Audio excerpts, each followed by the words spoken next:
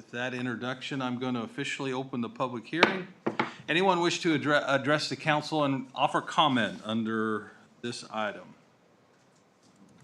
I'm not seeing anybody, so I'm going to close the public hearing, and we will take up the resolution later in the agenda. Our next item tonight is our consent agenda. Tonight on the consent agenda, we have approval of the minutes from the January 8th council meeting and workshop, approval of pay ordinance number 967, approval of lease renewal for Parks Department tractor, and approve the third amended lease for fitness center to commence on June 1st, 2024. Any item anyone would wish to remove for further discussion or a motion to approve? I'll make a motion, we approve the consent agenda. I'll second. All right, we have a motion and a second. Any discussion? Roll call, please. Lane, Yes. McMoran, Tripp, Yes. Daniels, Yes. Hanamichael. Yes. Motion carries. All right. Our next item is, I guess that's your item, right? Thanks for coming.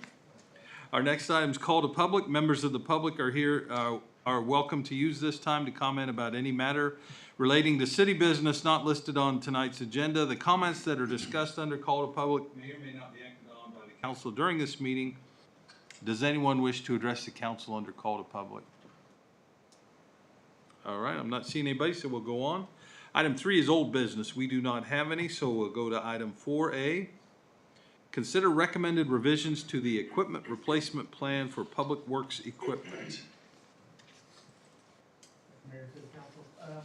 So this item is kind of a renewal of some of our leases, some of our construction equipment, but also kind of a change in our rolling equipment.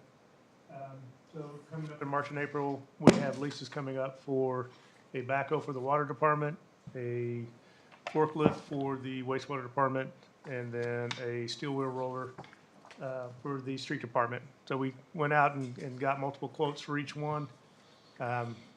We really had not adjusted prices since the last time we went out to for leases. They've gone up quite a bit. So one of the items that we did not do was a bucket truck. We went out in 2022 when we had 2 pieces of equipment leases that were going to expire, and we had received quotes for lease for a bucket truck. It came in extremely high back then. And the decision back in 22 was that the 2 other pieces of equipment were major components for our operations. And so we forewent the lease on the bucket truck. Since that time, and with probably additional discussions on its use, it's been decided that we're not going to move forward with that rolling stock and eliminate the bucket truck for our use. If there's a need for a bucket truck, which is a couple times a year, we can lease one for a whole lot less than doing a permanent lease. So tonight, the recommendation is to go with the 3 pieces of equipment and the bids that we received for the backhoe, for the asphalt roller, and then the forklift, and then to permanently remove the bucket truck from the city's rolling stock, and we would not go out for a lease for that. Okay. And then one of the other things, and we'll do a little better job next time to making sure we're up to date on lease expenses, and not wait till the 5-year submittal that it's due. So something that we'll we'll pay a little bit more attention to in the future to make sure we're up to date on lease expenses. Okay. Is this something we need to address in that the whole vehicle replacement schedule then, looking Yeah. out? So, Yeah. That's what this is. yeah, right, so then the one that's 5 years down the road or whatever it is, it needs, It just rolls off.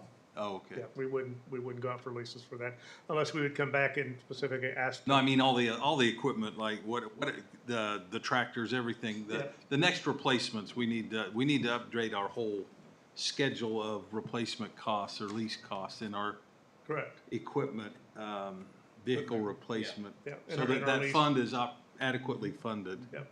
So you're talking about just updating the potential lease amounts so Right. that we're more accurate Right. on the And financial So that- projections. So that we budget, better. Yeah, we'll adjust these costs, but as we do the 2025 budget, we'll make sure that we review all the other leased equipment so that we're up to date on cost. Okay. Any questions from council? All right, if I'm not seeing any, if we're ready for a motion?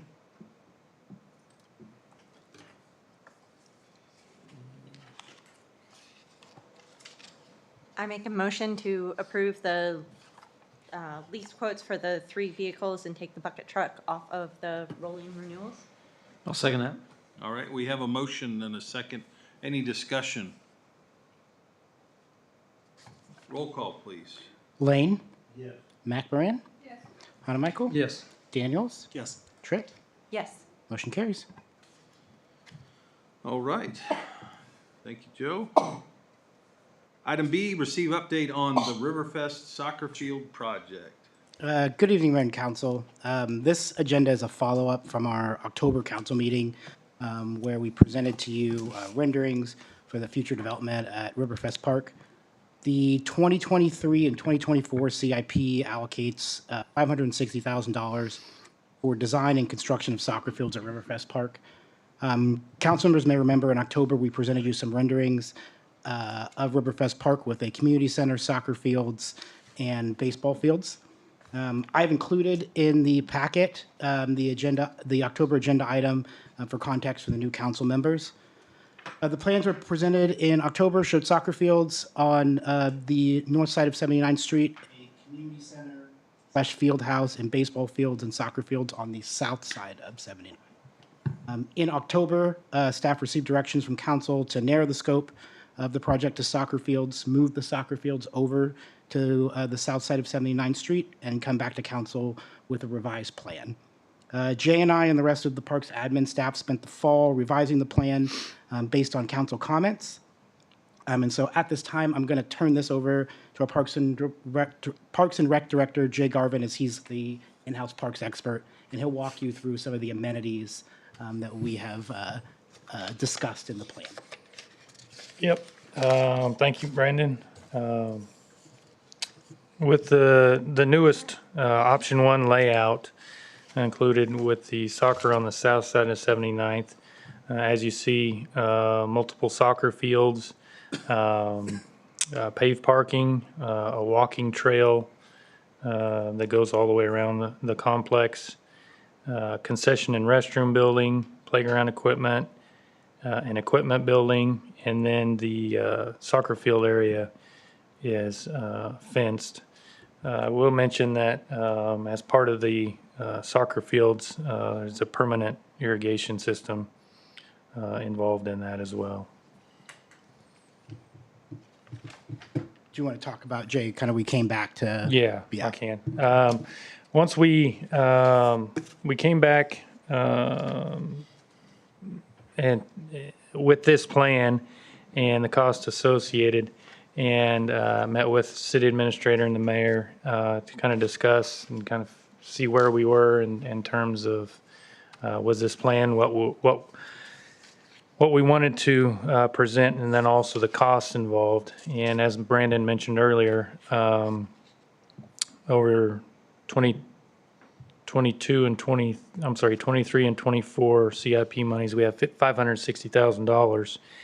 And after meeting with them, we were told, instructed to go back to PEC to kind of sharpen a pencil and try to get what Brandon and I are kind of terming a bare bones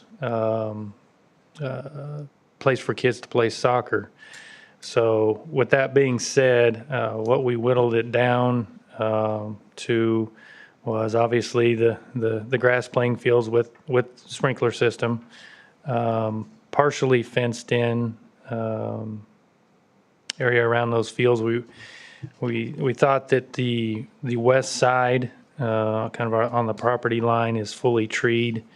So we didn't think that was absolutely necessary. And in terms of the fencing, just to kind of explain why we're talking about that, we currently have issues.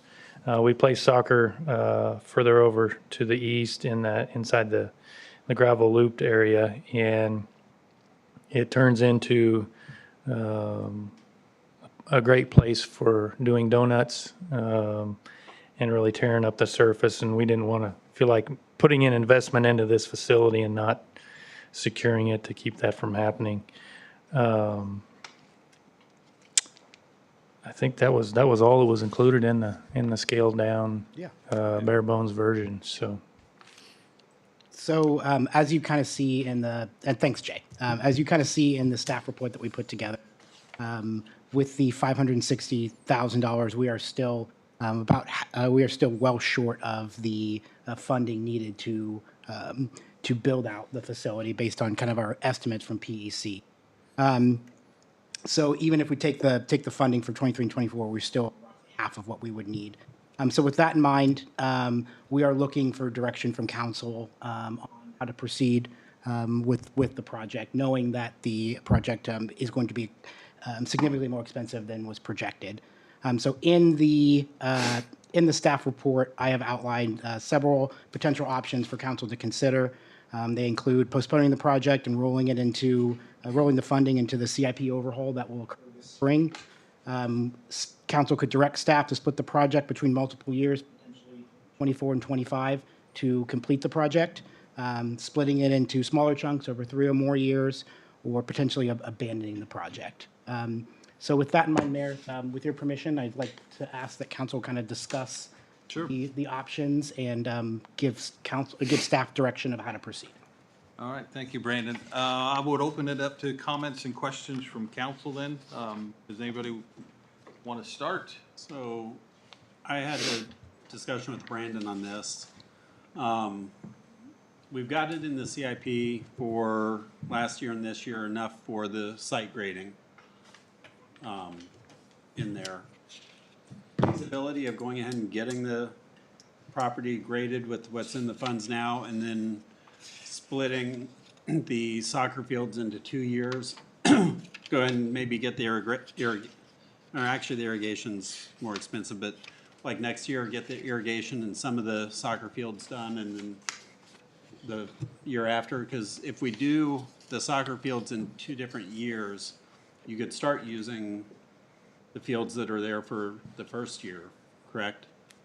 And then Yeah. the second year, have additional fields come online? you're talking in terms of just seeding them, having all the irrigation in place, or just, Probably be grading this year, irrigation and seeding some of the fields next year, and then finishing the fields and stuff the year after. okay, so like doing half irrigation and seed, and then the next year do the other half irrigation and seed. That's To where that would get you guys able to be playing, playing, utilizing. yeah, that's feasible. Because, I mean, if we've got it in the funds, my opinion is let's get the grading done, let's get the project moving, because it's one of our more popular Yeah, sports. yeah, And then we don't necessarily have to do all the fields at once. We could get enough to get you up and playing, and then finish the year after the rest of the fields. And that, instead of putting it in 2 years, puts it across, actually 4 if you include 23 and 24 being 2 years, of Right. what we budgeted. right. So, I mean, that's kind of my thoughts on it. Yeah, the only concern I had, and Brandon and Justin and I have talked about this too, was, and you engineers are gonna know this probably better than I do, but, if we were to perform the grading work, and then if we were to let it sit for a decent amount of time, we'd probably have to, not a complete regrade, but, somebody would have to come in and, I guess, I don't know the terminology. I'll probably throw some words out that don't make sense, but We you would guys have know to where I'm going. temporarily seed it as it sat, and Yeah. then strip that off, and keep- then to keep top it right. dress it, and Yeah. after the irrigation, yeah. Put the Yeah. grounds back. I mean, there's in. another step, yeah, you're Right. right, there's it's. Right. It's not nearly, nearly what effort we would have to create those fields, do that mass grading. It would Right. be- It's more, top dress, filling in Right. the little rills that might have been created. Yeah. and, Yeah, and I don't know if time of year affects that at all, and how long. That's just things I'm throwing out that I don't know the answer to, but that was a concern, I guess, that I had was, if we do a grade on it and then, 6, 9 months later, then it's, hey, come back. I didn't know what the cost would be and how that would work, so, It's not the most ideal, but it's not, certainly not unworkable. okay. And we've been talking about soccer fields for so long that I'd like to see the project keep moving. Initiated. So, I have a question, kind Yes. of backing up a little bit. Yep. How did we arrive at the number of fields proposed and scoped in the project? Because when I was looking at, like, the benchmarking of some of the other communities, this felt like Bigger. a lot. Yeah, right. You know, made me wonder if adjusting that scope may Right, help right. to Well, accomplish. we were planning on expansion, obviously. The other thing we would like to do is we would like to, if you can picture that as two big pads, what we would like to do is have one half, you could say, be played on in the spring, the other half played on in the fall. That way, we could keep a good quality surface for the kids, and then in the opposite season, be able to perform maintenance on those fields. In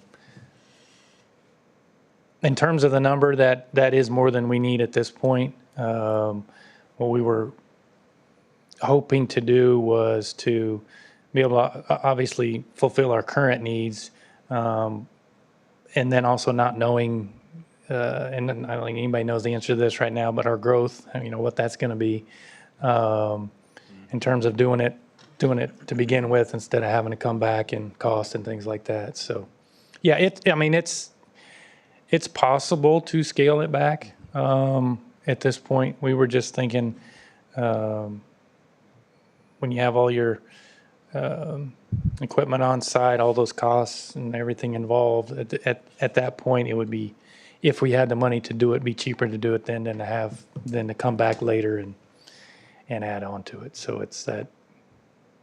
Yeah, I was just thinking with the amount budgeted, we could presumably get to some of the fields completed. If not looking at quite as large of a scope and number of fields, more focused on meeting the current community needs.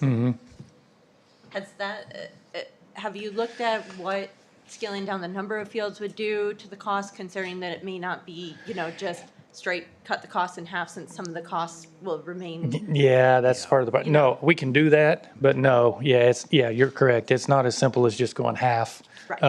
So we would need to probably go back to PEC and say, hey, if the number's half or whatever that number is, what numbers can we reduce, and what would that new total be?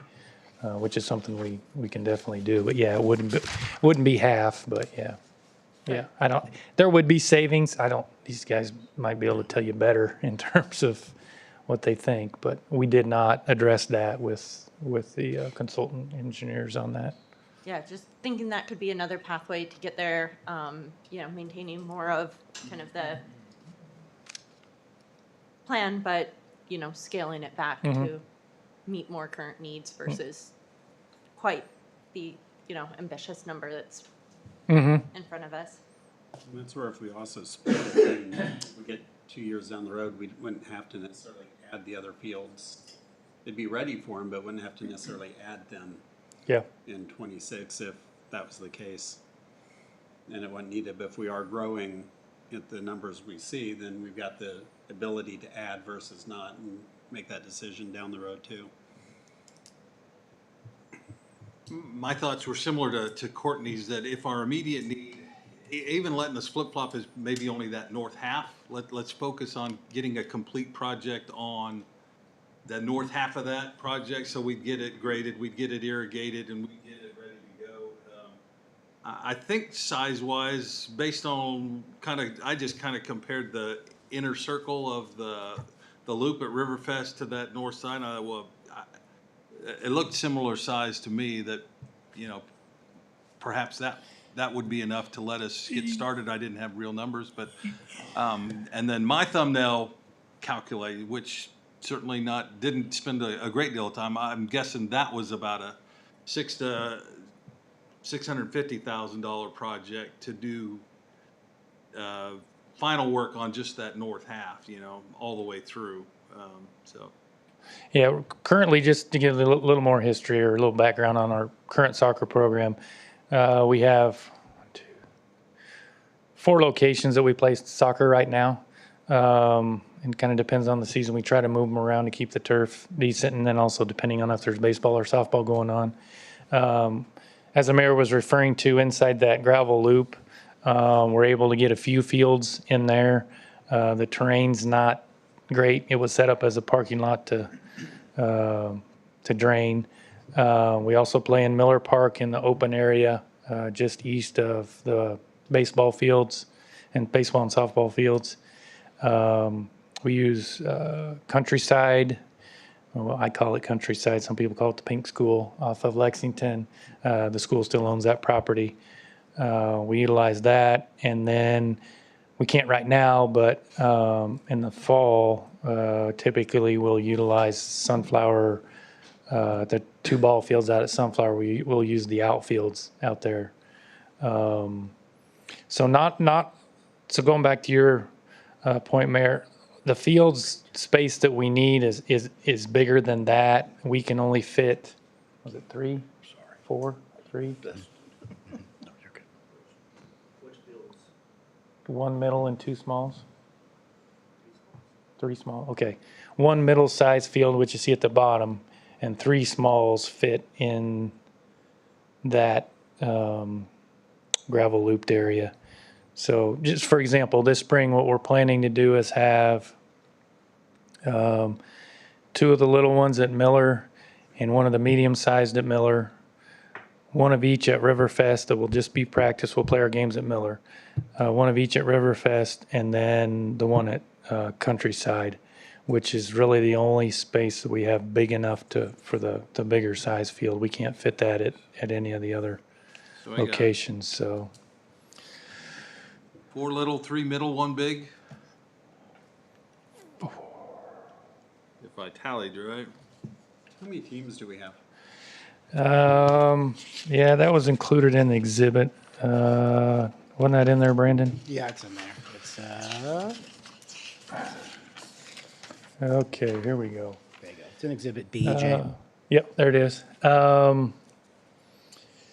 Let's see, 2023 fall. In the fall of 23, we had 8 of the PKK teams, 6 first and second, 2 third and fourth, 2 fifth and sixth, and 1 seventh and eighth. So that's what, whatever that number is. 20 plus? 201 kids, but yeah, 14, 4, 18, 19, if my math's right. And they're all different in terms of how many kids are in each team. The little ones, we max them out at 8 and then move on up. In So, addition to actual game time, there's practice, yeah, need for the fields for practice Right. times too. right. Each team is given at least one hour practice per week. And we do a 5:30 time slot and a 6:30 time slot, just because we don't have lights on those fields, and then just where we're at with daylight savings. So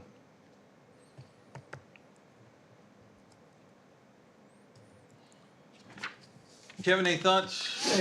I mean, Courtney, spot on. I mean, in terms of why this many, because there were 22 fields in the big plan that got scaled down. There's still 22, so I presumed or wondered, I guess, if it's being driven, how it's being driven by programming. I guess when I looked at the 4 options that were presented, it was a little hard for me to go, oh gosh, what seems like the best idea, because it's really driven by what you're trying to accomplish with programming on one hand and budget on the other.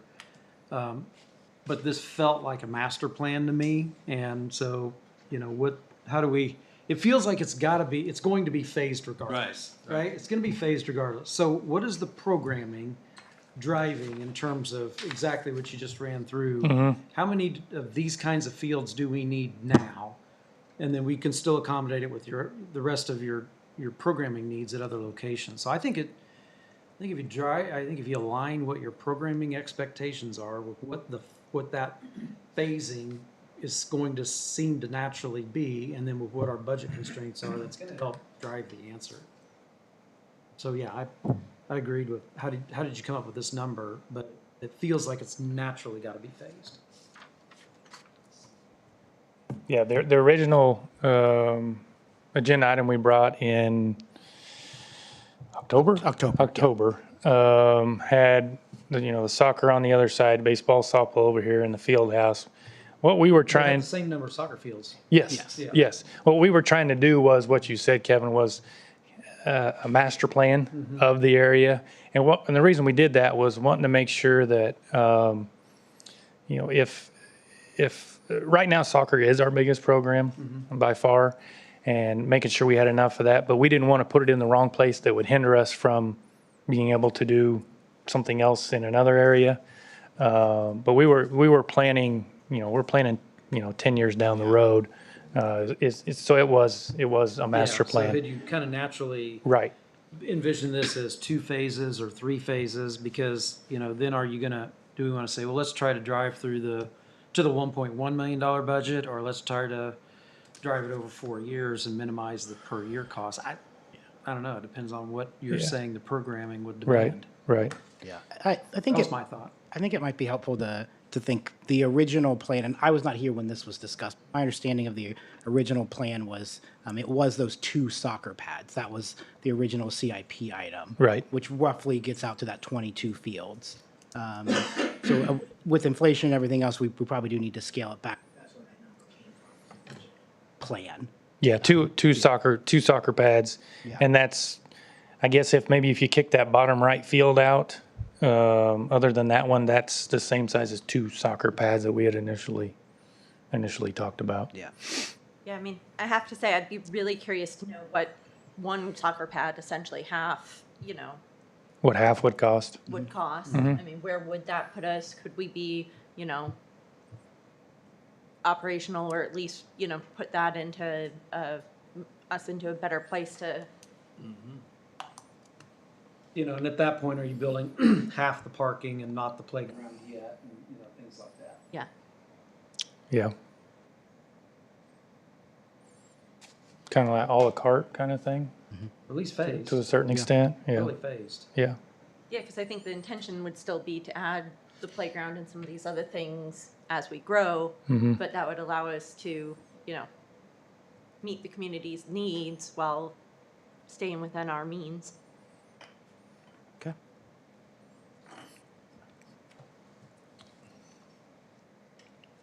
Okay, Oh, Danny? I'm with Rob on what, to get started and, do this. The only other thing I would like to add was securing that field for non-destructing. And is it gonna be better to do on like Rob's section?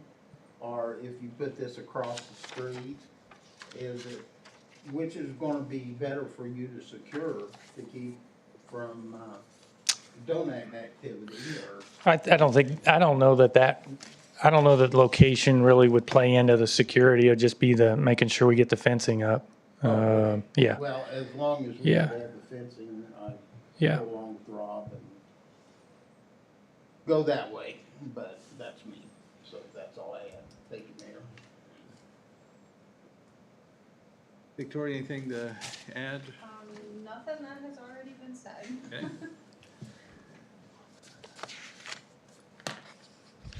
So I guess the direction we're giving you is, and maybe we can check in tomorrow or next week, but yeah, I think a phased, look, so I don't think we disagree with the master plan. I think everybody agrees having the master plan, figuring out all the fields we need is a great idea.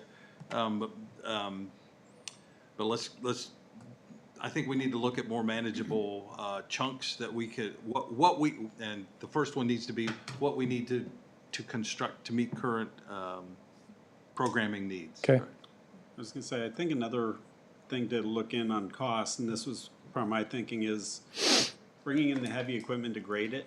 If we grade it in pieces, is that gonna end up being substantially more than getting the grading done, having the seed in there and then adding the fields to it, to where getting the grading done at least sets us up to be able to add fields in the future without having substantial costs if the grading is gonna be one of the more expensive pieces of it.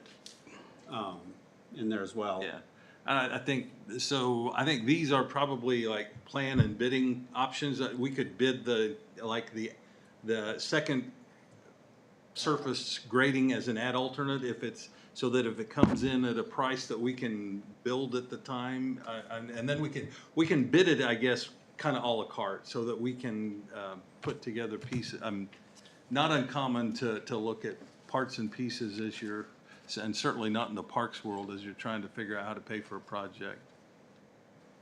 Get something built, because the parking lot's gonna be the same way. I think we would bid, base rock only, initially, and then an ad alternate would be the asphalt, and just start building and see what, I think we could live on a gravel lot for a couple of years if we had to, right? Because, so. So does it, I guess, I don't know, one question I just thought of, does it, in order to get to that point, we need some construction documents of Engineering, something, right? yeah. Yeah. So does that mean the whole thing, or does that, I'm just trying to make sure I'm going in the right direction? Yeah. I think, not to get too far down the road, the first thing we need to establish is what it would cost to build what we need to meet current programming. Okay. And, So going back to BEC and saying, hey, if we Yeah, take this out, and yeah. this, okay. right, based on Yep. your current Yep, preliminary plan and estimates, okay, price, put together an estimate to do this work. Okay. And then we can look at it again. and Go then from there. Figure out. okay. Okay. I think we have what we need. Thank you.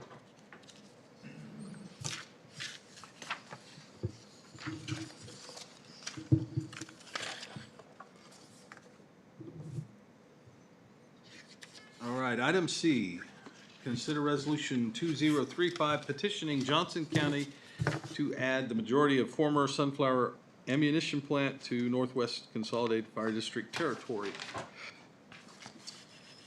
Yes, council, similar to the resolution we passed for the Panasonic site, this resolution simply is identifying the remainder of Astor Enterprise Park and requesting that the county add that land to the Northwest Consolidated Fire District territory. So, passage of this resolution, we will then send it to the county, and then they will take it up, and it's sort of a perfunctory, it's not like they deliberate on it. My understanding is they will simply just add it to the territory as long as they, have all the legals and everything they need, so. Okay, any questions? Ready for a motion then, I think. I'll make a motion to approve resolution number 2035 as written. Second? All right, we have a motion and a second. Any discussion of the motion? Roll call, please. Tripp, Yes. Daniels, Yes. Hanamichael, Yes. Lane, Yes. McMorgan. Yes. Motion carries. All right. Item D, discuss economic incentive application from Prairie Field Development for the Anderson Estates duplex development project. Yes, council, I'll introduce this item. This is the initial discussion on an economic incentive application that involves a $6 million project to construct 10 duplex structures for a total of 20 units along the southern extension of Kickapoo Street, just south of 84th Street. It'll involve a extension of that street of about 280 feet. Dave Anderson is here representing the applicant. If you'll recall, our incentives policy has an initial step of just this initial discussion with the council to get feedback and direction from the entire group before we proceed with economic cost-benefit analysis or administering the particulars of the incentive request.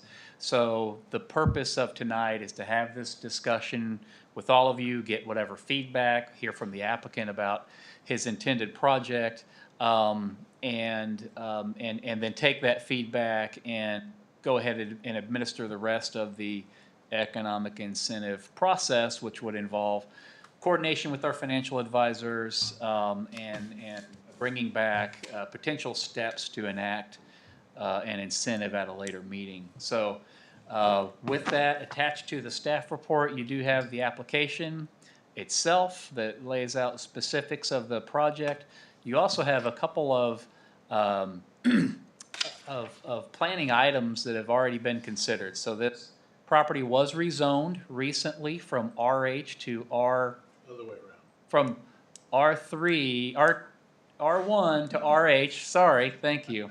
Rezoned to RH, sorry, thank you, Dave.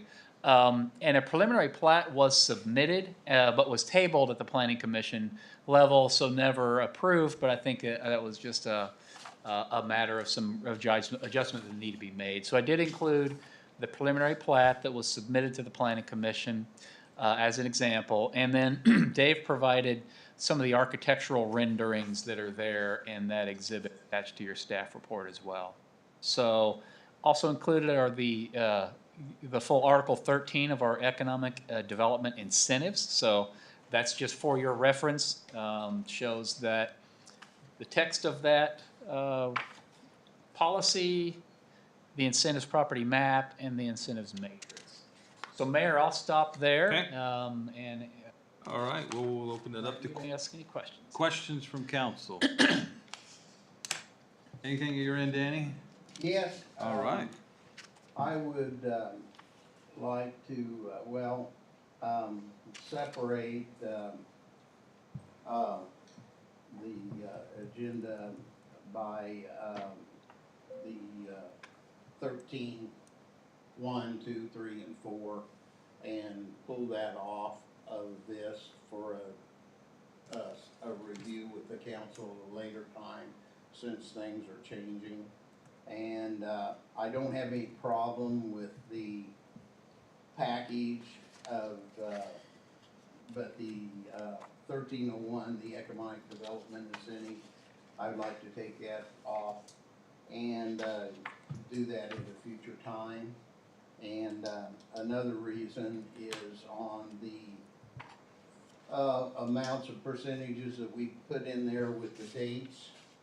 I don't like to see us pass anything that's going to put handcuffs on future council members and people that maybe won't be here the next election, or new people coming in that would put handcuffs on them for future area on incentive policies that we passed there on the years.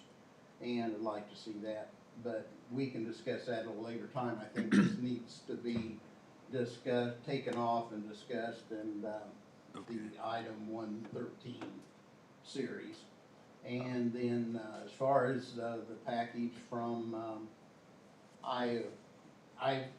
with what's been happening in the city and what we have been doing, I have no problem with the incentives on this edition and the application. I have no problems with it at all. So Okay. that's all I have, Mayor. All right. So just to clarify, if I heard you correctly, you would like to have at a future council meeting a discussion of section 1301 in our incentives policy to discuss Yes, sir. basically all those sections, just to refresh ourselves and make sure we still are in agreement with those. Yes, sir. Probably be a good idea. We have new council people, so, yeah. And then, no issues with No issues the with the. application as presented. Yes, sir. All right, You're correct. Thank you. all right. Thanks for the help. Sure. Any comments, questions, Victoria? Rob? I was gonna say, I'm not opposed to the 80% at all. The only question I would have is, being 3-bedroom, these have greater impact on the school district. Have we done the calculations on the school district being continued to be made whole on that, considering the 3-bedroom are, 1 and 2 don't impact the school district hardly at all. We know that, but the 3 bedrooms are the ones that, A, we need, but B, also impact the school district the heaviest when you get into 3 and 4 bedroom. Can you elaborate on that? I'm not sure we are The- affecting them. by impacting being how many students would be in the buildings, whereas a one bedroom, you're typically not gonna have a married couple with kids in a one bedroom. You're typically not gonna have kids in a one bedroom. Two bedroom, you might have an adult and a kid, maybe two if they're of the same gender type of thing. But when you get to three bedroom, that's when you start seeing a higher number of students in the buildings. So that when we talk like one studio, 1 and 2 bedroom apartments, the projected from the school district, the projected number of students in even, if I remember correct, we passed 3 incentives for 3 different units or apartments that were almost 1,200 units. That most, all of those units were studio, 1 bedroom, 2 bedroom, and the projection of students out of that many units was like 169. Because they were mostly 1 and 2 bedroom. Yeah. When you get to the 3 bedroom, then that's where all of a sudden the number of students per unit starts going up substantially. So that's what I'm talking about when I say that, to where when we talk about abating 1 and 2 bedroom, okay, the school district doesn't have a lot of impact in the sense of enrollment costing them, but when you get to 3 bedroom or larger, then you have more students, so they are taking on additional costs. So if we're abating it, then that's keeping some of the tax money that they may need for students. Now, that said, typically the multifamily does bring in more even abated than single family does as far as tax revenue to the school districts. So that's kind of the history behind that question. Okay. And the school district did, on a project earlier, provide us with some really good financial formulas as far as how it impacted them. Okay. I agree, it'd be good to see that impact, but otherwise, no questions. I think it does meet a significant need in our housing market that is currently missing. And actually, Kevin, if I can Yeah, follow go up ahead. real quick. Yeah, you bet. In the question about the impact, and this is more for Victoria and Courtney, typically the 80%, even at 3 bedroom, had little impact on the school district. But that was kind of at that break even, if I remember a lot of our formulas correctly, that 80% really kind of ended up equaling a single family residence. But if we went over that, that's where we typically saw more, if I remember the spreadsheets and formulas Right. fairly closely. So the question isn't, I'm really concerned on this project about it. It was just kind of that curiosity. But the 80% typically we saw being almost a net zero. I just want to follow up with that. Yeah, Thank you. yeah, you know, and while you're on that topic, I'll add on a little bit as well. My feeling is, you know, the DeSoto School District is part of what makes DeSoto great, and I don't want to create a situation where we're adding a burden to the school district via economic incentives. And so, yeah, I'm always going to be one who says, okay, as long as the school district is held harmless, you know, through the whole, the type of development, the tax policy, whatever it may be, then good. But if the school district's going to be harmed, then I have a problem with that. And a little bit more of the background, the mayor's been keeping a spread that you haven't seen yet. The mayor's been keeping a spreadsheet that kind of compares some single family and some multifamily. And, you know, to Rob's point, that's where the break even's been coming from, is a little bit of this history. That was provided by the school district. Data was provided by the Not school one we district. made up. No, it's just been kind of a running tally from Right. data provided by the school district. So, I probably need to take that back to Corey and see if he still agrees. Yeah, that was, those are Yeah. Frank's Those are Frank numbers. Harwood's numbers, so I need true. Right, we need to go to the current superintendent. But Make yeah, sure that's that- been really helpful. So, yeah, I'm all Have about, Albie confirm them. I am all about, you know, not killing the goose that laid the golden egg, and that is our school district. So as far as this application, you know, when I look at it relative to the policy, I think the intent, you really tried to hit a lot of the intent. First, you know, it is contiguous to our Area 4. It's not in our Area 4, but it's directly contiguous to it. So I think it's reasonable that, you know, the line could have been drawn around that parcel as easily as it was drawn. I think probably the map is based on those that just strictly fronted Lexington. But because it's directly contiguous to it, I could see it being applicable there. The 80% matches what we capped at residential, 80% 10 years, so I think the spirit was being held there. A little bit to Danny's point, we didn't include Area 4 in the areas that we said were applicable to residential. It's 1, 3, and 5. 1, 3, and 5. And maybe when we look at, should something be revised, this is the second time we've had a multifamily project come up in Area 4. And it probably was an oversight or not a direct consideration that Area 4 wasn't listed in 1303C. So, Danny, I agree, there may be some need to kind of look at some refinement. We did a refinement about a year ago. Yeah. So that would be my thing is Sure. I'd say, let's go ahead and put Area 4 in the plan, because otherwise then this project and the request, it meets. Doesn't align It with meets, it meets the plan. It exactly meets the plan. So, and even when you go down to Area 4, in the description in the matrix, it lists duplexes. So, the project fits the area, fits the plan, we just didn't include Area 4 in it. So I would be in favor of it. Non-impact to the school district, this is not one of our larger projects to where Right. a 5% difference in the abatement's not gonna make or break the school district compared to 100 units or things like that, so. Yeah. So I appreciate the applicant adhering to the spirit of our plan. I think we got good feedback. Right, Mike? I think that's, that's Right, that's Dave? plenty, unless there's others, yeah. Councilman Daniels, if so on the taxes in the school, if you don't mind. No. I think I paid Name and about address? Name and address, please. Oh, yeah. David Anderson, 9152 Shorewood Drive. Are we still sir. doing that? Good. Yes, sir. I didn't get the Christmas card, though. That's the address. I think I paid $5,000 in tax last year on that parcel vacant. And doing a lot of rough math, when all 10 are built, that's probably somewhere in the neighborhood of 70 to 75,000 a year. And at a 20% abatement, it's 14,000. So automatically we're getting 3 times as much. We're open to, however, if you thought it might help in any way, reshuffling it so it started at 100 and goes to 70 or some number formula like that. And then in the back years, because it'll probably take a couple of years to lease fully up. Then you're kind of pushing more towards the school as we're open to that. Change the math, and we could work with staff to, Sure. if that helps. And this I'm a is big also- fan of the schools too.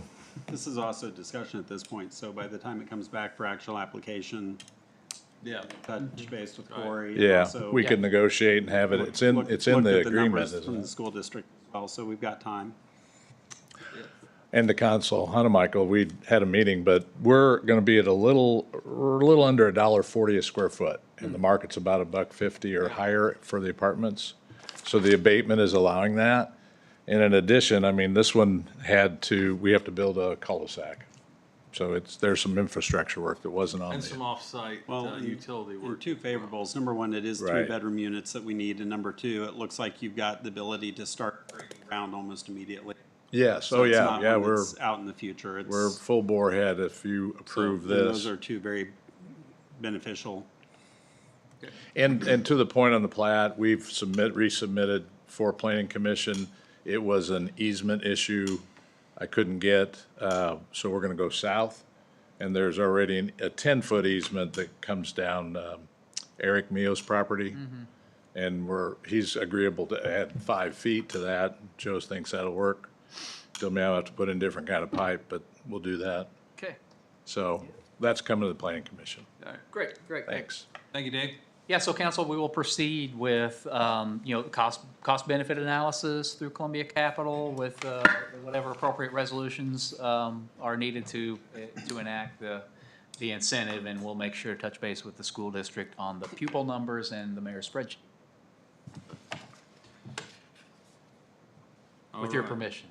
Oh, yeah, it's Frank's spreadsheet. Frank's spreadsheet. I just modified it a little bit and added to it, so.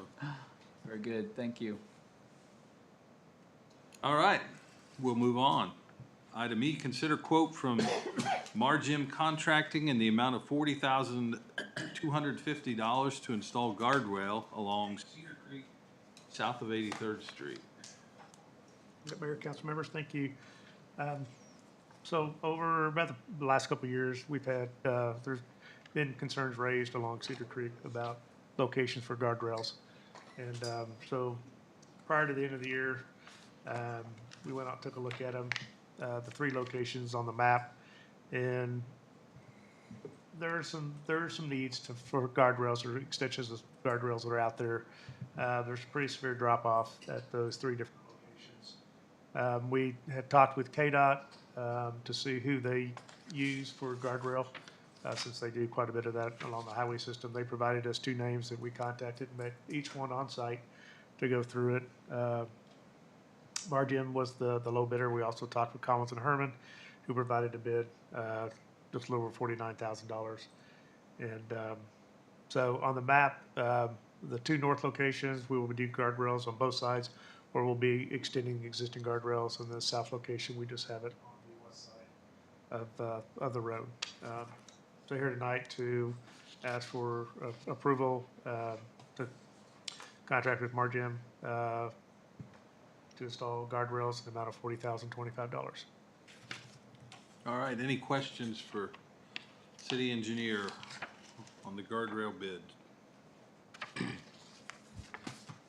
Ready for a motion? I'll make a motion that we accept the bid from, I forgot the. Margim. Okay, thank you, from Margim Construction for $40,025, and authorize the city administrator to do that. All right, we have a motion I'll second. and a second. Any discussion? I was just looking at the item I introduced said 250, so I was just making sure that's right. Looks like it was missing a decimal point, so. That's fine. That was my mistake. I apologize about All that, right, Mayor. I wanted to make sure the 250, 25 was correct, so it is, and we have a motion, a second, roll call, please.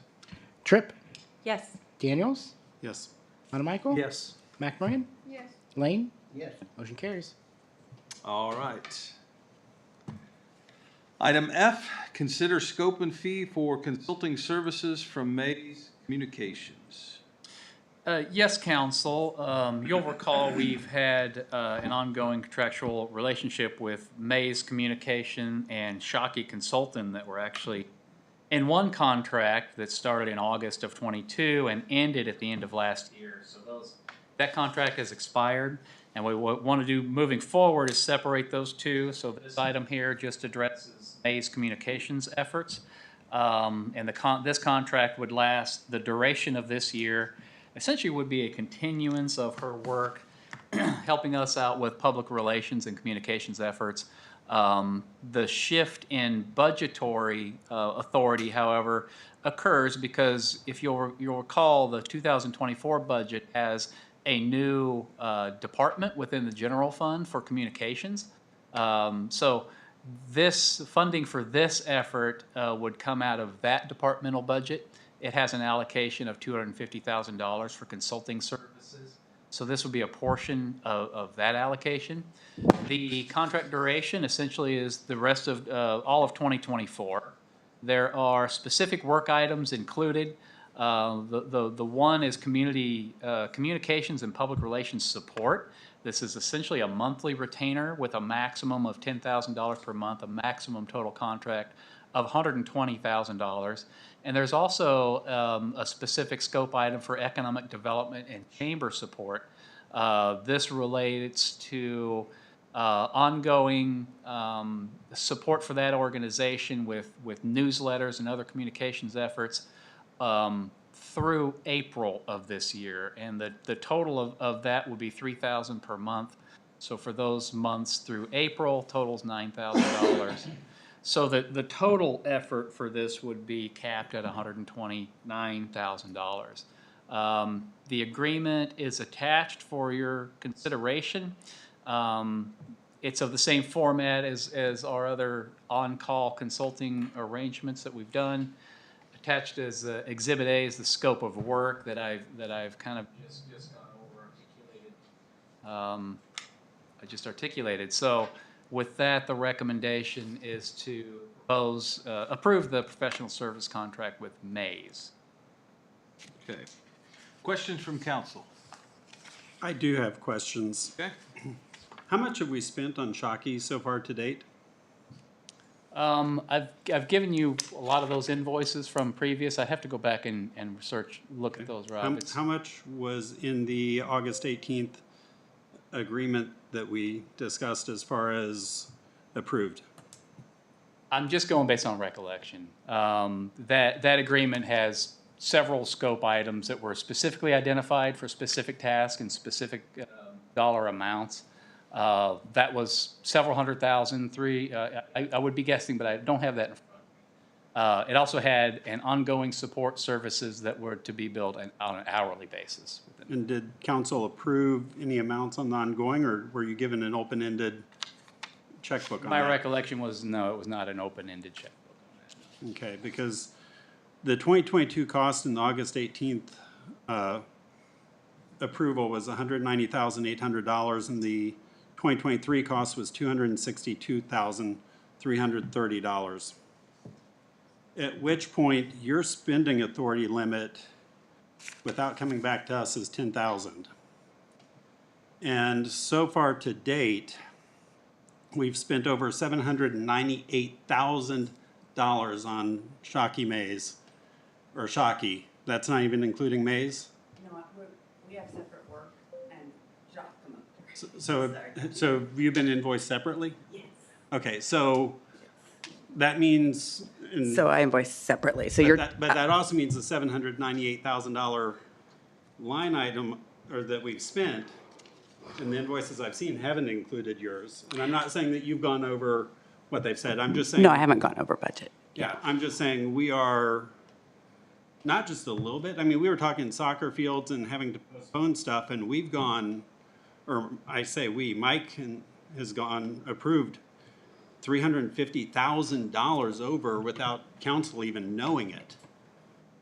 And so as we come in and we look at this, there's some substantial amount of stuff that, whether I like what has been done, whether I don't like what has been done, there's some approval and financial issues that have got to be addressed. If it's not tonight, another night, because spending over $350,000 over what council approved without coming back to us, those were $25,000 to $38,000 a month invoices when spending authority is $10,000. Yeah, and we've talked about this a little bit. Yes, and your before. answers have been, they did more than what we had asked them to do. I was busy doing other stuff. Some of the answers have been very subpar. I understand that. And I think I recognize and appreciate the concern. Certainly, I'm not How sidestepping. will our residents take that concern?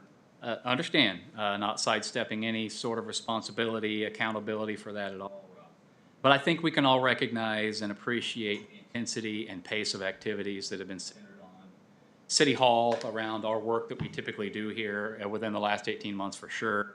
Organization set up to administer and do the services for 6,200 people. If that's your excuse, then what other contracts do we need to be looking at that potentially had the same lapse of judgment as this one? Certainly look at all of them. Look at any or all of them. I think we also recognize that we do rely heavily on all those we absolutely had to. Did not have, of course, and you know, realize we did not have the internal But resources. a lot of the others, it comes back with change orders or task orders, and we've seen nothing of that. Understood. Yeah. So the others, you know, there are many, you know, from engineering to financial to legal, planning, project administrative, hundreds of millions of dollars worth of efforts going on. Should I have better communicated the levels of expenditures for this? We're for required Shockey? to. Understood. At the same time, we were in a position of being in the spotlight, regional, national, international spotlight. in a position of having to show And that does away with competency. requirements that you have as far as spending limits. Understood, understood. We're in a position of having to show competency, responsiveness to our partners on all levels of government How and is this private. competency? The competency we showed, I think, is shown in the success Saying and the the progress competency that of we. managing this contract. Understood, understood. I'm trying to give some background, Rob. The regional leadership that we had to exhibit during this time. And I think you can look at where we are now, and the position we've set ourselves up with. And see that these efforts that are represented by Shocky's work specifically, Mays' work also, have been successful, have been effective, and were needed as we progressed through the year and we dealt with serving the community, community relations, communications efforts, showing leadership on economic development fronts, but also on on coordination and among all the dozens and dozens of partners I'm going. not addressing the quality or need, I'm addressing the lapse of the internal structure that was supposed to be and how much we went over without notification. Sure. Every invoice, it was an hourly element, an on-call element within the contract. Every invoice was submitted to the body, payment was submitted to the body In a pay ordinance, in the pay ordinance but never defined. So, Can I just ask that, if there's an issue here, a concern, obviously, that we take it up as its own, and then we can get back to this agenda item? the Mays contract. Yeah. That, yes, I guess the question is, do we wish to continue services with Mays Consulting to help us in the upcoming year? It's not what we did with, Right, if this needs to be hashed out, we need to hash this out. Right. But can we get back to the agenda item? right, this item. Agreed. so, we have another part-time communications person in budget, don't we? Yeah. Okay, so we have a full-time communications, a part-time communications, and we're continuing to keep That's right. the Mays contract. That's right. And this sort of effort was contemplated when we formulated the budget for this year.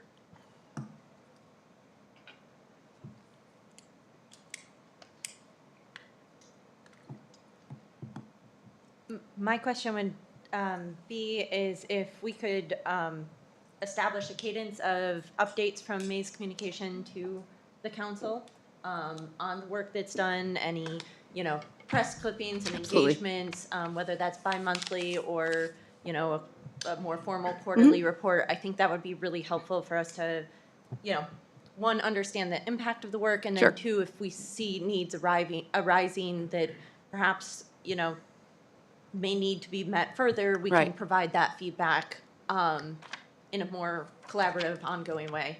Yeah, absolutely, absolutely. And we can do that on a regular cadence and whatever you all deem necessary. I would say more frequently than quarterly, like every month or every other month would be great. Yeah, Great. happily. I don't know if there are other council thoughts on something like that to provide more of that, transparency and collaboration to ensure we're meeting those needs.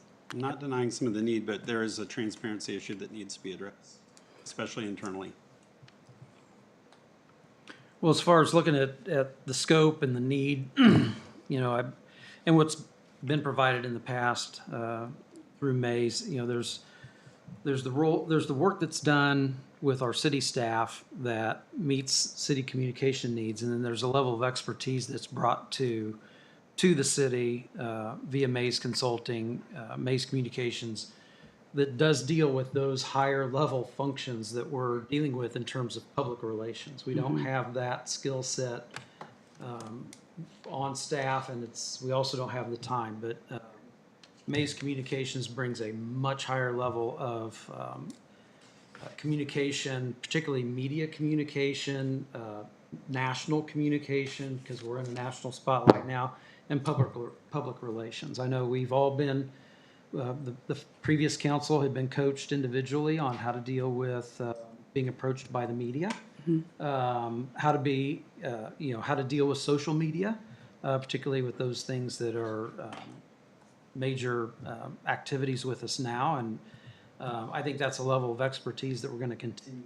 So I do see the reason why we're going to external communications and public relations support for those functions that we have. To the point that there's the 3 months worth of support for the Chamber and Economic Development Council. As the Chamber is in transition and reformulating its direction, I think this is a good benefit that the city will be funding to help the Chamber and the EDC in their role. So I think everything here is merited and warranted and needed and budgeted. So I'm in favor of it. I have one other question, just thinking about the national spotlight on the Yeah. community and some of these things. And with my background, do we have a formal crisis communication plan, or has that been ever scoped? No, that is something that we're going to work on this year with that. Great. It wasn't part of the scope last year. It was kind of taken off because there was so much work doing, just building the infrastructure, right? Like Absolutely. doing the community surveys, the e-newsletter, all of that. But yes, that is something that I've been talking with Whitney about, and it's the need is there, and we are going to work on it throughout the year. Great. I don't know if we'll get to the like tabletop exercise, but that would be awesome if we would, right? To get to that level where we're doing that. Yeah. And I think what will be really important is when Panasonic gets its communications person on, because, having that partnership. Right now, we're working through another Kansas City PR company that Panasonic hired, but that will be a critical part, is partnering with them on that. Yeah. Right, yeah, having both lived through crisis communications Yes. planning and unfortunately execution in my Right. professional career, I think it's critical. crucial that our community have that, especially with the level of development and spotlight coming Yeah. from this area. And I would say something like that's helpful for anything. I mean, if, God forbid, there was something at one of the summer concert series or whatever, to have that plan in place is imperative, yeah. So, Thank you. And I mean, I will support this, considering it does have max limits listed in there and specific on this contract. Victoria, any questions, comments? Danny? Well, I have concerns about this with the EDC, and so I have a lot of unanswered questions from them, and the people I've tried to contact apparently was the wrong people. And I agree with Rob on transparency. We need to look into some things. And I also, I don't know what's going on with the Economic Development Council and what's going on with the EDC at all. And I'm a little bit upset by those things, and no communication, no contact, no information of, we got a little spreadsheet from them saying what their future they're wanting to work on and stuff, but no itemized amounts or anything about where the money that we gave them so far has went to. So until that time that I see something like that, I'm against any money going that way in the Economic Development Council. So. Okay, do you understand, this doesn't include money to the Economic Development Council? But It's- just saying that. It's communications, it's Nancy's services to help them communicate their message out. Or isn't it really, it's Nancy's support of the city while the Is it money, chamber though, is. that we're paying them that No. they're.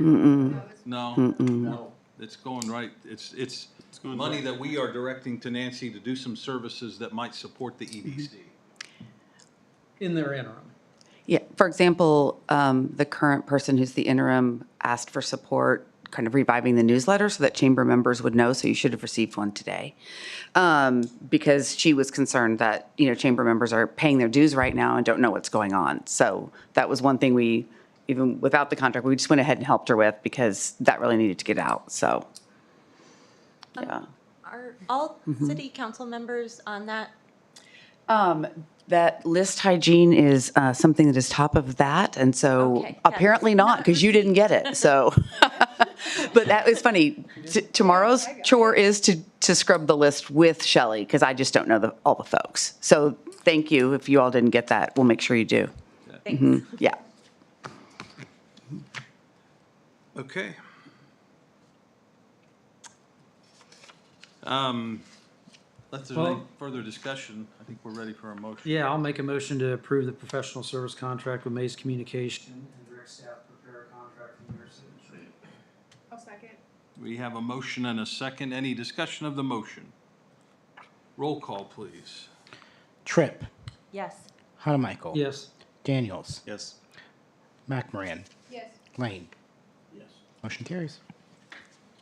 All right. Item 4F, 4G. Consider scope and fee consulting services from Shockey Consulting. Yes, council, similar background here. Previous contract expired at the end of last year. The proposed consulting contract is attached to your staff report as Exhibit A. I do have 2 typos that we need to correct on that Exhibit A. If you look at the first page there, it's 2 columns. On the right column, you'll see bolded letters, "In no case shall the monthly compensation for task 1 exceed 68 grand." That should just be total compensation. So we could strike monthly out of that. Similar in the next line there, strike monthly out of that. Very important clarification to make. I think it was extremely important to me in this one that we do very well-defined task items, total maximums. So within this, we have a task item 1.0 for EDC support, which essentially continues the work that has been ongoing from Rick McDowell, who was a local economic development professional who had retired and then retained by Shockey to engage with us and help us essentially with the EDC tasks, the business of responding to inquiries and helping the economic proposals that come through, helping us respond to those in an appropriate professional manner. So it's extending his work through April again is the timeframe we've selected to continue that reach. So that includes 20 hours of work per week through April. The total for that is $68,000. The other item is strategic and organizational plan items for a total of $21,697. So that is the scope there is articulated specifically under task item 2. Task item 3 is ongoing support. So this is the item that is done on an hourly basis. But the contract, the scope of services lists several items that we may or may not want to undertake, and those talk about community center project management, if that effort continues, infrastructure and policy updates. You can see the bulleted items there on the 6th page of Exhibit A I've got shown here. Just, for example, initiatives we may want to implement. If we want to implement any of these initiatives, that will come back as a task order specifically identified with a specific scope, a schedule, and a specific fee associated with that. So no work would be authorized on any of those items unless and until that happens at the council level. The last thing I wanted to clarify on the staff report is that the contracts does specify a total of $89,697 totally. That's the limit. That's the limit of this without any other authorization from the council. So with that, recommended to approve the proposed contract with Shockey that would extend their services through this year. Okay. Discussion, questions from council? So Rick McDowell will continue through April. Right now, being that there's nobody really in the position that at the chamber / at EDC advisory committee, that search is gonna be starting pretty much imminently. Or at least after the next board meeting when the final decisions are made as far as job summary, title, I mean, all the specifics. The money that would be going for Rick is really less EDC support, more economic development support, answering the RFIs, RFQs that in the interim is reporting to council in email, but also to the finance committee of the staff in person. And then the finance committee would also include and bring on board the executive director of the chamber, EDC, whatever that position is, that would then get up to speed and end up being the one to eventually take over the RFQs, RFIs at that point. So this is really helping the interim of things that need to be answered with the development that's happening. Correct? Yeah, you've got it, yeah.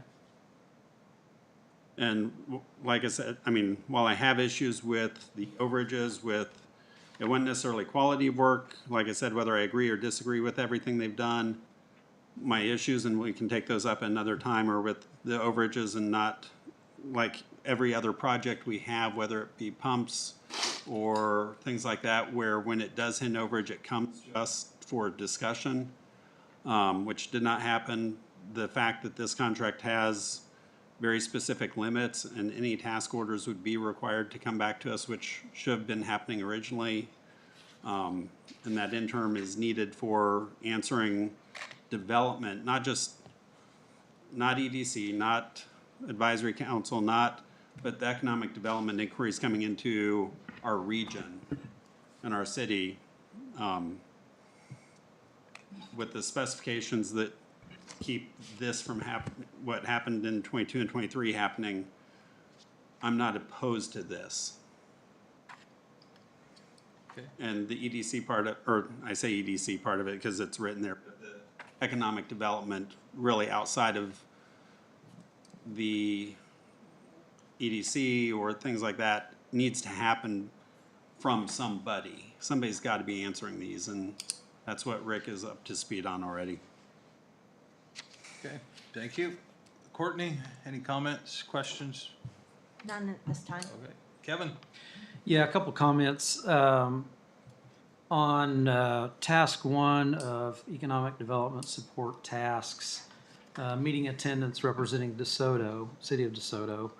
I'd like to add in there the Johnson County Economic Research Institute, the CERI board, the county economic economic development execs are ex officio members of the board. I am also on the board as an individual.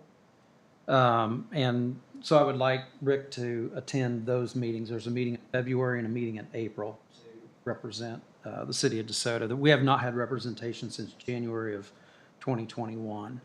The other one is in terms of the KCADC events, you've got a couple of them on here, but the KCADC Economic Development Alliance is another specific group. I don't know if they have any upcoming meetings, but if they do between now and the end of April, I would ask that be added to the task list in case we're going to look at individual meeting attendance. I think it's important that DeSoto be represented at that because they've not been in the last probably 2 years that I've been attending. And then in terms of the funding associated with it, it's just stated that it would be allowed for in the contingency line item of the general fund. I would like to see that for this term through the end of April, that funds from the transient guest tax that are for the purpose of economic development that would otherwise be directed to the chamber, that those be directed to fund this, since that's the purpose and since it's not, we're offsetting this interim period of economic development services and paying for it directly. So I would ask that we redirect the transient guest tax to fund task 1. Okay, a bit of scope on the transient gas tax. So I looked it up. We collected $40,000 last year. The projection was 30, so it's gone up We wound up, we ended the year with about $30,000 in that fund. And in this year's budget, there's $36,000 to the Chamber EDC. And no reason to think that the revenues this year will be any lower than 40,000. So for order of Reserves magnitude, there, it won't cover all this, but we could reallocate Okay. it if that's what you want. Well, yeah, I would reallocate it, whatever amount is, It's 36 is in there. the budget, okay. yeah. Those are my comments. Okay, thank you. Victoria? Danny? Sheila? Great. Thank you, everyone. Sheila Shockey, 7944 Santa Fe Drive, Overland Park, Kansas. And just wanted to let you know that in terms of Rick's time, his time will be spent 20 hours a week on average to respond to the RFIs. And we have had a average of about 30 hours a week total to respond to the RFIs. We have a whole bunch of them right now. So, and the suppliers are starting to move here. So we're getting quite a few. And so when I talked to him about that, I said, you know, we won't be able to go to a lot of the kind of the connecting meetings and that sort of thing because we will only have the 20 and we may not be able to respond to all of the RFIs. We will have to probably either pass on some using that triage procedure that we developed or have Mike do them. And so basically a lot of the responses to RFIs, we're trying to automate it a little bit more right now, but I think it'll be difficult to do those regional meetings within that budget amount. So just wanted to let you know that. Thank you. Yeah, and I, you know, like I said, it's Johnson County City Board. I wear two hats. I speak twice when they go around the table on that, so I can continue to do that as well until the chamber has their organization in place. I guess in terms of things like that, the support that is provided directly to the city then in terms of mapping and GIS and whatnot, you know, the maps that are associated with the economic development pages are getting out of date. You know, those maps are going to need to be brought up to date, and I'm not sure ultimately if that's going to fall, you know, under the Shockey GIS services, or if that will ultimately go back to being funded by the chamber. So we'll just have to figure that out. Yeah, but yeah, that we do. stuff is getting out of date already. Yeah, and we've talked with Whitney about her being able in-house supplement some of the mapping stuff that otherwise would have been farmed out. So we do have some capacity in-house to do some of that. The difficulty with that is keeping it up to date. Right. It's just an ongoing effort. Right. Yeah, and we probably can't do that forever. Yeah, and you can't do it for free. Yeah, it's not free. Okay, well, I'll strike my request then for Johnson County Siri and KCADC Economic Development Alliance representation. Okay, But I guess with that, though, I will make a motion to approve the professional service contract with Shockey Consulting Services with the following modifications. In the agreement for professional service document attached under Article 4.0, or Article 4 compensation, to strike the word monthly from the description of the compensation for task 1 and strike the word monthly for the description of compensation for task 2. That the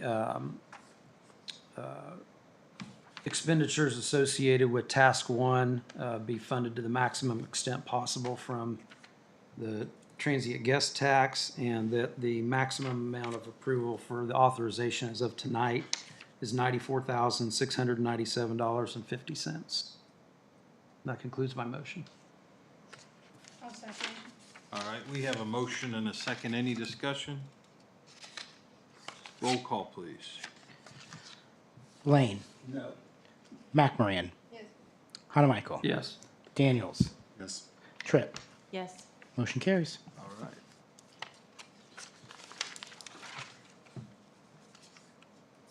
Item 5, executive session. We do have one, council. I emailed a proposed motion. It's for land acquisition. Someone, How long, 15? Mike, you think 15 minutes? Oh, yeah, that should do it. 10. Yeah, 10. 10 should do Keep it. it to 10. So I'll make a motion, we recess into executive session at 8:27 for 10 minutes to discuss easement need for city sewer project pursuant to land acquisition KSA 75 4319B6, with the open meeting resuming in the city chambers at 8:37 PM. All right, we have a motion and a second. All in favor, say aye. Aye. All opposed? All right, we're in executive session. This conference is no longer being recorded. So we'll be back in 10 minutes if you want to stick around, or you can go. Okay.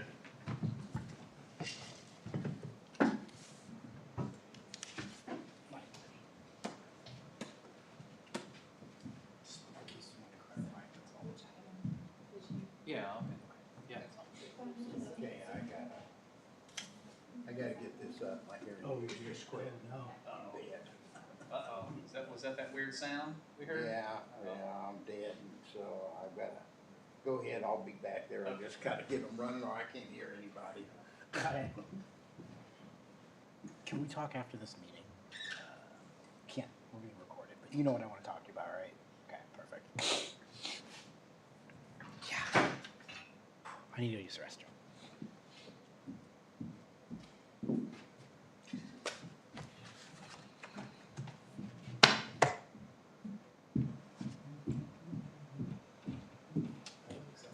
Yeah.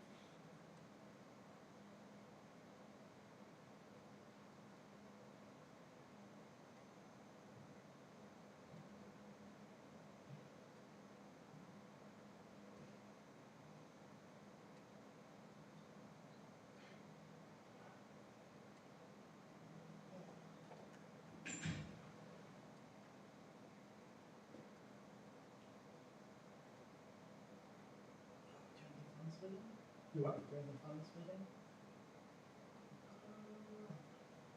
No, probably best with it. Western. Sunday morning, she reached me, I wrote a lot. See your Daughter. Yeah. She had knee surgery 2 weeks ago. They have kids? Yeah. Two boys. Jeez.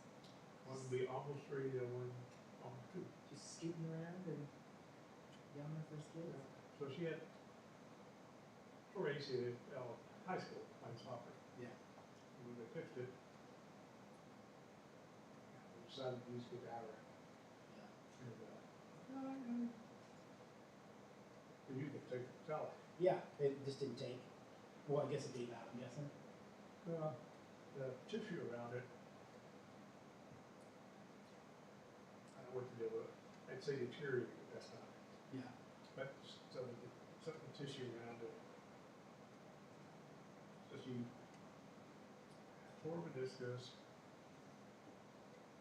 tore something else, and, just looking for their MRI. Cause I was supposed to be in Florida. Oh, really? Yeah. We were supposed to fly out Monday. So this Monday, like It was past Monday, yeah. And, they had cancer to the top, said, you need to distribute now. If you don't get it done now, you know, the likelihood of shut down the replacement. Yeah. 5 years. Yeah, how old is she? 30, something like that. Jeez, I mean, soccer's like that though. My sister played soccer. What, I had our JC played soccer. Yeah. She had 3 ACLs. Yeah. And the third one, she ran out of body parts. So they used it there, but they used, Achilles. Really? And they used 2 of them. And they did that when she was in Seattle. And did a really, was it Seattle? Yeah, when she was in Seattle. And did a really good job. And she had a 4th knee surgery. Her knee just went out. Had to fix the meniscus, her cartilage. Had to go in it, so they fixed all that. And, so she's now retired, coaches. But she's a. Did she play professional? Really? Yeah, she played for Carolina, Seattle, and then the last one she played for Casey Curry. Really? Yeah, she played there 2 years. So the coach that's there now, Rockville, that was her competitive coach. Oh, really? That was her coach in Seattle. Yeah. Oh, pretty cool. And, Yeah. My sister was, she legitimately was the person that says I would have, I probably would have, well, I don't care. She's, I'm 35, she's 39 now. But if there was a competitive women's soccer game, she was coming up, she probably legitimately would have gone pro. She got to her Oh, her yeah. senior year. She got off full rides great. oh, yeah. Yeah, she just tore it the fall of her senior year. Yeah, JC tore her ACL. She played at Lincoln. She tore it. Nebraska Lincoln? She tore her junior year, had a great senior year. Scrimmaging. Billy came out, smacked her, tore it. Yeah. She was still in the draft. She got drafted in the 3rd round. That's pretty cool. Must be good. Better for rehab in Nebraska and went to Carolina. Was there, I think, 2 years. Of their year. They didn't pick her up. But that's when the Kansas City had the wins. Yeah. And something happened there, and so, Locko was, I think he was the coach in Utah. Mhm. And then, so he went to Seattle. Or maybe he was here at Kansas City, went to Seattle, coach went to Utah. And then, so when he did that, he drafted JC to go to Seattle. She had fun in Seattle. Down in Seattle, she lived with a host family. Yeah, I've heard at least up to years ago, the pay wasn't good enough. It's kind of like minor league baseball. Yeah, exactly. Same Yeah. concept. So the family she had here, the guy was the husband was an attorney, they had younger kids. They showed up for her wedding. Oh, that's pretty cool. Yeah, so They they were were really nice. probably loaded, I'm guessing. Yeah. So, huh. So that was kind of cool. They don't do that anymore now, you know, Yeah, I think they all get paid. you don't get housing. Yeah.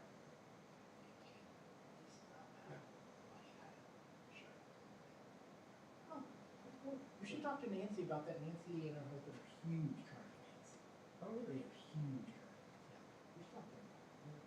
She probably get kicked out of Anyway. Who's this? Nancy Mays, the one who's just up here. Oh, Yeah, really? Okay. they're huge current fans. Oh, Yeah. They have full season tickets and everything. I like to see their new stadium. Yeah. I'm going to go see Messi in May, or April, May, whatever it is. I'm already paid for it. Okay. But I want to go to the current stadium too. Yeah, Kurt. Yeah, that's, yeah. I think that's like 15,000, 12,000. It's supposed to be pretty compact. Yeah, yeah, like 11 or 12,000, something like Yeah, that. yeah. It's supposed to be real. I mean, sporting thing, like teams. Yeah. That's so pretty compact. Imagine Yeah. you're like right on the field, 10,000, right on. Yeah, and then it's open to the Missouri River, so it's not, Mm-hmm. so that's kind of cool. And yeah, that's the only women's. Mm-hmm. facility. First. Yeah. There'll be more. Women, I Right. mean, if you had money right now, that's what you'd invest in. Women's athletics, it's already a pretty big deal in Europe. It's just a matter of time. Yeah.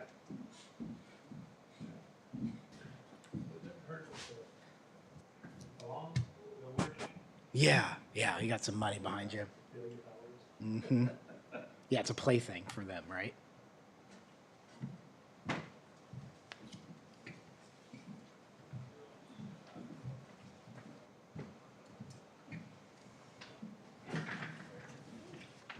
With 50 seconds to spare.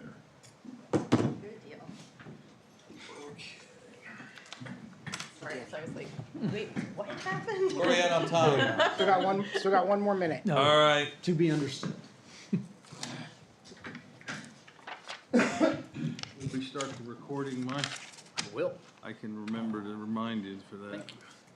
This conference will now be recorded.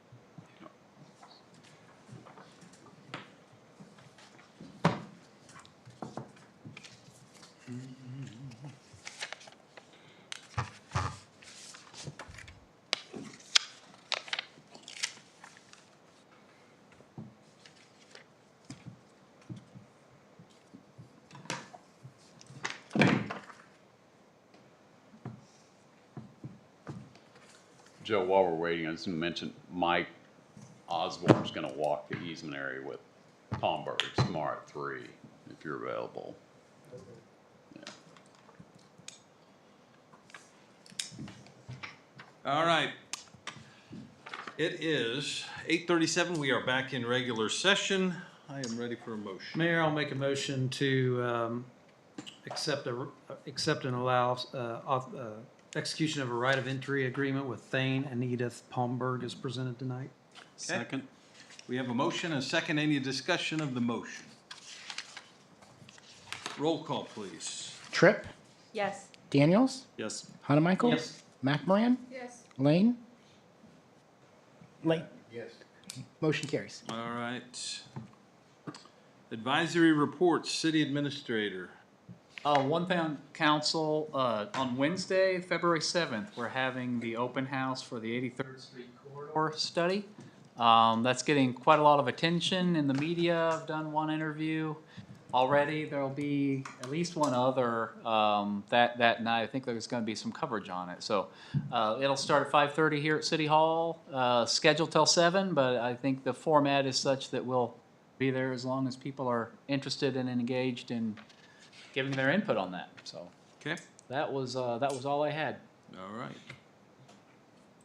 City attorney. Nothing for me. All right. City engineer. Assistant city administrator. Nothing from Joe? That's a good night.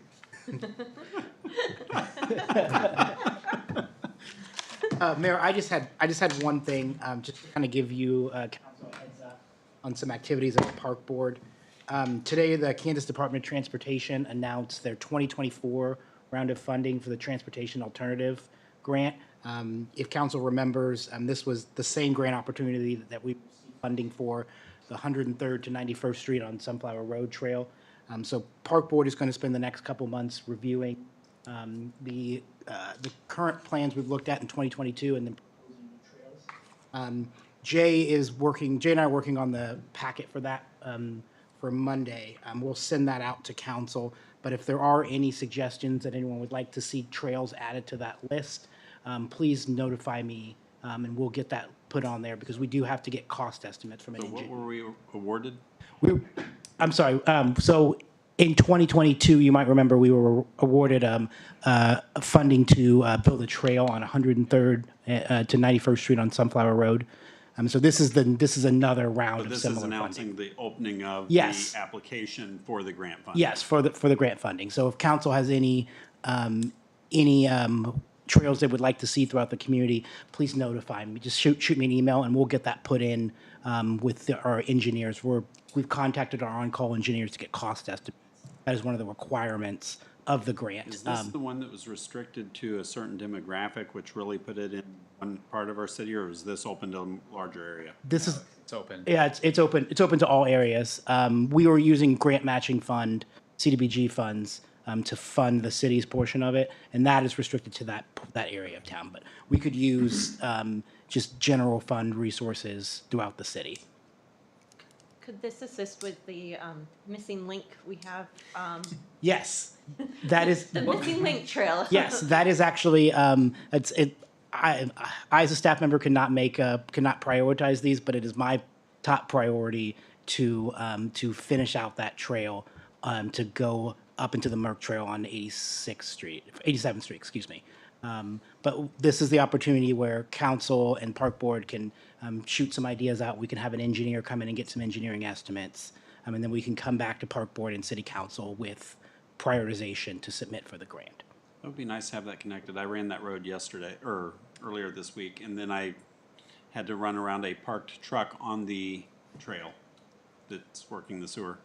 Got it. Yeah, and I will say we are working with the Finnis, who's our engineer, to get that trail designed. A tentative letting date of late 2024. So we're hoping to have that constructed by the end of the year. That's our plan. Okay, thank you, Brandon. Council comments? Danny, anything for the group tonight? Yeah, I'm kinda wacky here because I got my hearing aids are dead, so can't hear very well. I wanted to say I appreciate Mike and, the, memos that were sent out by the department heads, starting that back up, and I appreciate that. And, I saw that, Whitney and Cameron sent in theirs a little late, and they sent them out, the other day, and I appreciate that. And the only other one thing, Mayor, is, wanted to thank Joe and his street crews. They were out there patching with the asphalt on 83rd and some other places, and people commented about that, so they've been doing a good job there. I don't know if they were fixing potholes or just curbing or what they were doing, but everything. But I appreciate that. So that's all I have, Mayor. All right. Thank you, sir. Thank you. Victoria? All right. Rob? Nothing more tonight. Courtney? I'm just looking forward to that open house next week around 83rd Street, and happy to see that getting the attention that it is. Nothing. All right. Two couple things. So I put in everybody's spot a letter, looks like this. Just an informational letter from our auditor. They're starting the audit process. She sends this letter out every year, and it comes to me and it's addressed to everybody. And I don't know if I'm always doing a good job of getting it to everybody, but I ran everybody a copy of that. So that was what that's about. And then I'm sorry I'm gonna miss the open house next week. It's our council mayor's regular meeting night. So I'm planning to go to some of the stakeholder meetings during the day, but I won't be able to be at I won't be able to be on TV. I won't be there for the press. Darn it. They can pre-record an interview if you want. Monday morning, they'll be here. And that's all I have. I'll make a motion to adjourn. Second. All right, all in favor, say aye. Aye. All opposed, we're adjourned. Thank you. This